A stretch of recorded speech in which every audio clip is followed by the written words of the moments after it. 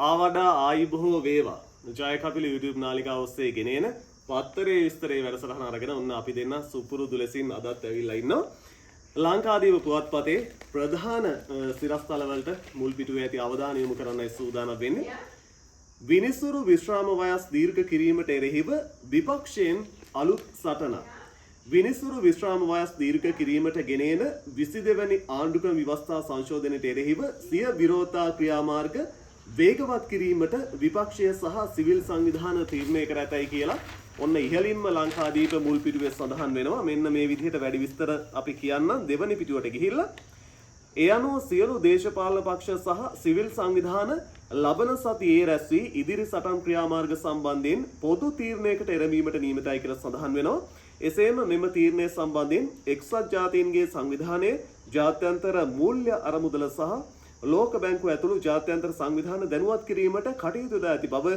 සමගි ජන බලවේගයේ කුරුණෑගල දිස්ත්‍රික් මන්ත්‍රී නීතිඥ දයාසිරි ජයසේකර මහතා පවසයි කියලා තමයි ලංකාදීපේ විදිහට වාර්තා කරන්නේ. ඊළඟට සඳහන් විශේෂ කාරණය සෞඛ්‍යයට සම්බන්ධ සැත්කම් කරගන්න 25000ක් පොලිමේ හදවත් රෝගීන් 10000ක් ඒ අතර ඇතැම් සැත්කම් සහ පරීක්ෂණ සඳහා 2029 තෙක් බලා සිටීමට සිදුවන ලකුණු රජයේ රෝහල් වලින් අදවත් සැත්කම් අතුරු ප්‍රධාන පෙළේ ශල්‍යකර්ම සහ විශේෂිත පරීක්ෂණ සිදු කර ගැනීම සඳහා රෝගීන් 25000කට අධික ප්‍රමාණයක් පොළොත්තුරු රේකලවල රැඳී සිටින බව වාර්තා වේ. ඒ වගේම මෙහෙම සඳහන් වෙනවා 2024 වසරේ සිට මේ දක්වා ලියාපදිංචි වූ රෝගීන් මෙලෙස පොළොත්තු ලේඛන රැඳී සිටින බව අතර වත්මන් තත්ත්වයේ හමුවේ මෙම සැත්කම් සහ පරීක්ෂණ සියල්ල සිදු කර අවසන් කිරීමට 2029 වසර පමණ වන්තෙක් අදාළ රෝගීන්ට බලා සිටීමට සිදු වන ඇතැයි වාර්තා වෙලා තියෙන මේක සෞඛ්‍ය සම්බන්ධ ඉතාම බරපතල ගැටලුවක්. ගල්ලාංගුරු ගනුදෙනු කොමිසම කාංචන පවිත්‍රගෙන් ප්‍රශ්න කරයි.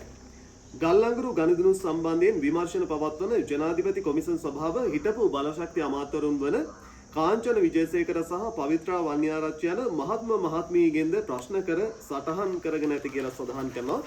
දෙවන පිටුවට යමු වැඩිතුරු තොරතුරු සඳහන් වෙනවා. හිටපු ඇමති කාංචන විජේසේකරගෙන් 14 වනදා සිකුරාදා පැය 5කට වැඩි කාලයක් ප්‍රශ්න කර ප්‍රකාශ සටහන් කරගන්නු බව කොමිසම් සභා ආරංචි මාර්ග සඳහන් කරනවා. හිටපු ඇමතිනි පවිත්‍රා වන්‍යාරච්චිගෙන් ප්‍රකාශ සටහන් කරගෙන ඇත්තේ ඉකුත් 13 වෙනිදා කියලා තමයි වැඩි විස්තර සඳහන් කරන්නේ.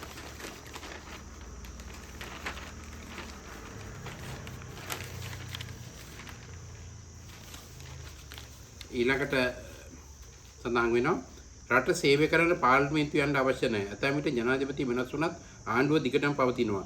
රට සහ ජනතාවට සේවය කිරීම සඳහා දේශපාලනය කිරීම හෝ පාර්ලිමේන්තුවට යාම අනිවාර්ය අවශ්‍යතාවක් නොවන බවත් ඉදිරියේදී ඇතැම් විට ජනාධිපතිවරයා වෙනස් වුවද වත්මන් ආණ්ඩුව දිගටම රට පාලනය කරන ඇති බවත් කෘෂිකර්ම පශුසම්පදා ඉඩම් හා වාරි මාර්ග අමාත්‍ය කේ.ඩී. ලාල්කාන්ත ප්‍රකාශ කරුවා කියලා සඳහන් වෙනවා. ඒ වගේ මෙහෙම සඳහන් වෙන වැඩිදුරටත්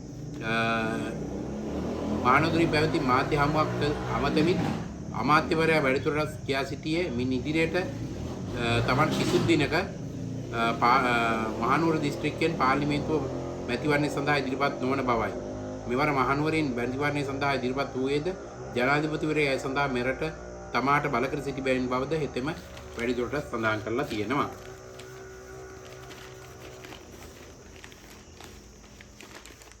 වන්දනාගාර නිලධාරීන් 3069කට ගිනිඅවි පුහුණුවක් නැහැ. සිරකරු පාලනයේදී භයානක තත්ත්වයක් විගණන වාර්තාවක් කියයි. සිරකරුවන් හා සම්බන්ධ වන වන්දනාගාර නිලධාරීන් 3069කට තවමත් කිසිදු ගිනිඅවි පුහුණුවක් නැතයි ජාතික විගණන කාර්යාලය නිකුත් කළ අලුත්ම වාර්තාවක් සඳහන් වෙනවා කියලා තමයි කියන්නේ. වැඩි විස්තර මෙන්න මේ විදිහට සිරකරුවන් කළමනාකරණය කිරීමේදී සහ අනෙකුත් ප්‍රධාන අරමුණු ඉටු කර ගැනීමේදී බන්ධනාගාර නිලධාරීන්ට ගිනිඅවි පුහුණුව ලබා දීම අත්‍යවශ්‍ය කාරණයක් බව ජාතික විගණන කාර්යාලය පවසනවා. සිරකරුවන් හා සම්බන්ධ වන නිලධාරීන් හා නිලධාරිනියන් 2389 දෙනෙකුට 2018 වර්ෂයේ සිට 2025 වසර දක්වා ගිනිඅවි පුහුණුව ලබා දී තිබූ බව එම වාර්තාවේ වැඩිදුරටත් සඳහන් වෙනවා. ඒ වගේම වැඩිදුරටත් ප්‍රවෘත්ති වලට ගියොත් මෙහෙම සඳහන් වෙනවා වාහන ආනයන බදු මත පැන වූ අධිභාරය මාස 4කට දිගු වෙයි. වාහන ආනයන බදු මත රජයේ විසින් පනවා තිබූ 50% අධිභාරය ලබන දෙසැම්බර් 31 වෙනිදා දක්වා දීර්ඝ කර තිබේ. පසුගිය මැයි 16 වෙනිදා සිට මාස 3 කාලයක් සඳහා පනවන ලද මෙම 50%ක අධිභාරය අගෝස්තු 15 වෙනිදායින් අවසන් වීමට නියමිතව තිබුණි කියලා සඳහන් වෙනවා. ඒකි වැඩිදුර තොරතුරු මෙහෙම සඳහන් වෙනවා. රටින් පිටතට යන ඩොලර් ප්‍රමාණය සීමා කර ගැනීමේ අරමුණින් 50%ක අධිභාරය පැනවීමට රජය විසින් මෙම බද්ද පනවනු ලැබිය කියලාත් වැඩිදුරටත් සඳහන් වෙනවා.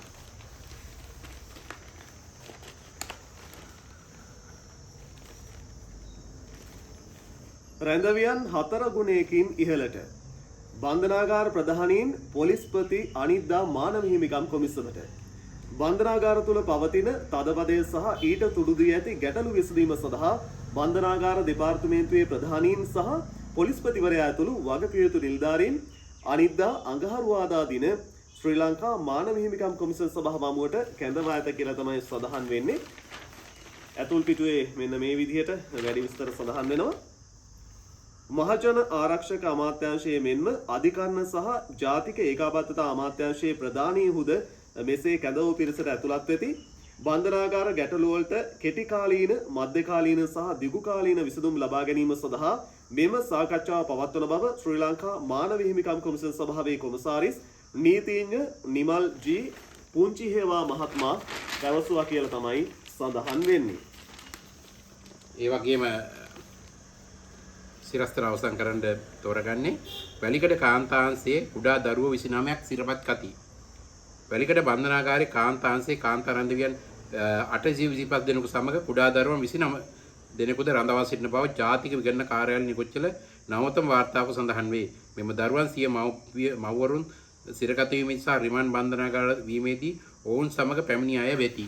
ඒ වගේම වැඩිදුරටත් මෙහෙම සඳහන් වෙනවා බන්ධනාගාර දෙපාර්තමේන්තුව මෙම කාන්තා රැඳවියන්ට මෙන්ම දරුවන්ටද අවශ්‍ය පහසුකම් සලසා දී ඇත.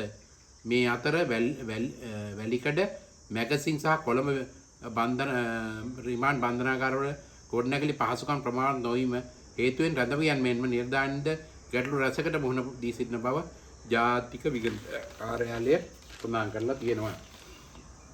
අද සතියන්තයේ පුවත්පත් තිරස්තල එපමණයි. ඊගාවට අපි ඔබ කවුරුත් කැමති කාටුන් වෙතට යන්නේ. ඊගාවට තියෙන්නේ දාසහපුවලානගේ තොප්පි කාටුනේ.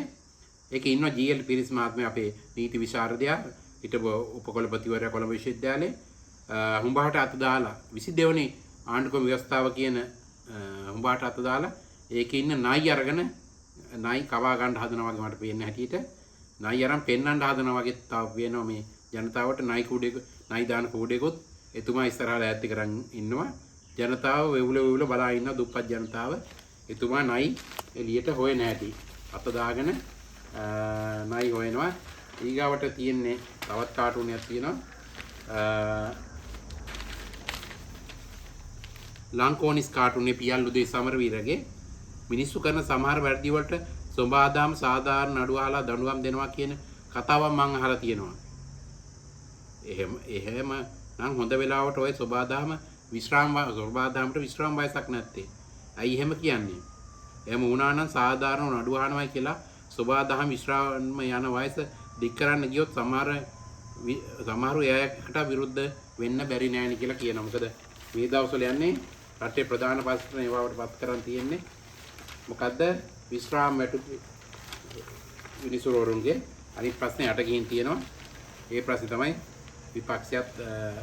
විපක්ෂය අවුලන ප්‍රශ්නේ. ඊගාවට තියෙන්නේ එරිදා කෑල්ල ජනාධිපතිවරයා 22 වෙනි ව්‍යවස්ථා සංශෝධනයේ ජනතාවට පෙන්නනවා. ඒතකොට මේ තාප්පේ එහා පැත්තේ මුවා වෙලා කවද ඉන්නේ ජී.එල්. පිරිස් අමාත්‍යවරයා. එතුමා මේ ජනාධිපතිවරයා පිටුපාරේ යනවත් එක්කම 22 කියන අංක දෙක නයි දෙන්නෙක් වගේ පෙන්නනවා. 22 කියන්නේ නයි කියලා පෙන්නනවා. භයානකයි කියලා තමයි කවුද පෙන්නන්නේ මේ අපේ නීති විශාරද ජී.එල්. පිරිස් අමාත්‍යවරයා තමයි එහෙම පෙන්නන්නේ. ඊගාවට මැද පිටුවේ කාටුනේ ඉරිදා ලංකාදීපේ අරුණ කුමාර දිසානායක ජනාධිපතිවරයා ඉන්නවා තොණ්ඩුවක් එල්ලගෙන. ඒ කියන්නේ තොණ්ඩුවක් අතේ තියාගෙන. ඒ කියන්නේ එතුමා පහුගිය දවස්වල මතවාදයක් ප්‍රකාශ කරුවා සිරකරුවන් මේ මරණ දඬුවම නියම කරන්න කාටද මේ මත්ද්‍රව්‍ය සටනේදී මත්ද්‍රව්‍ය ව්‍යාපාරය කරලා අහුවෙන ඉහළ මට්ටමේ රැඳ මේ අපරාධක මේ මත්ද්‍රව්‍ය මේ ව්‍යාපාරකරුවන් එල්ලන්න ඕනේ කියලා එතුමා සඳහන් කරුවා. එතුමා මතවාදය ප්‍රකාශ කරුවා. ඒකට අදාළව එතුමා මේ තොණ්ඩු එල්ලන් ඉන්නවා. එතකොට හිටපු ජනාධිපති මේ මෛත්‍රීපාල සිරිසේන මහත්මයා මඩුවාලගේ අරගෙන කියනවා මං මඩුවාලිගේ දෙන්නද කියලා අහනවා. එල්ලන්න නැතුව මඩුවාලකින් ගහන්න දෙන්නද කියලා අහනවා. කවුද අහන්නේ? මෛත්‍රීපාල සිරිසේන හිටපු ජනාධිපතිවරයා. ඊගාවට තියන්නේ සේතන් තිස්ස හේවා විස්සගේ විනිසුරු ඉස්රාම් වයස කියන හඳ පායන් යනවා මේ කන්දට උඩින්. එතකොට මේ අපේ සේතන් මේ නහය වාගෙන ද මූණ මහගෙන මිදුපත් සේතන් කුඩේකුත් කරේ එල්ලන් මෙහෙම කියනවා පායන හඳට බුර්ණ මෙයාලා දන්නේ නැහැ තමනුත් ඉන්නේ හෙළුවෙන් කියලා. බල්ලෝ ඉන්නේ හෙළුවෙන්. කවුද ඉන්නේ? කතිර කාර්යෝ කියන්නේ දේශපාලඥයෝ තමයි මෙහෙම එතුමාලගේ වැරදි තමයි පේන්නේ නැතුව අනිත් අයගේ වැරදි පෙන්වනවා කියලා මේ කියන්නේ සේතන්. වැඩසටහන අවසන් කාණ්ඩ තෝරගන්නවා ඉරිදා කවිය හලලිය මෙන්න මේ විදිහට පෙන්වා තම බලය ගොවියන් හතර වටේ දොස් දක්වමින් පාලකයන් සමග ගැටේ බිත්තර මාළු මිල දැක්කම කඳුළු වැටේ ලස්සන ජීවිත කෙසේ නැංවිය හැකිද රටේ බිත්තර මාළු මිල දැක්කම කඳුළු වැටේ ලස්සන ජීවිත කෙසේ නැංවිය හැකිද රටේ. ඕක තමයි යථාර්ථය. ඉතින් එහෙනම් ගිහින් එන්නම් ප්‍රාර්ථනා කරන්නම් ඔබට ජයග්‍රාහී සතියන්තයක්.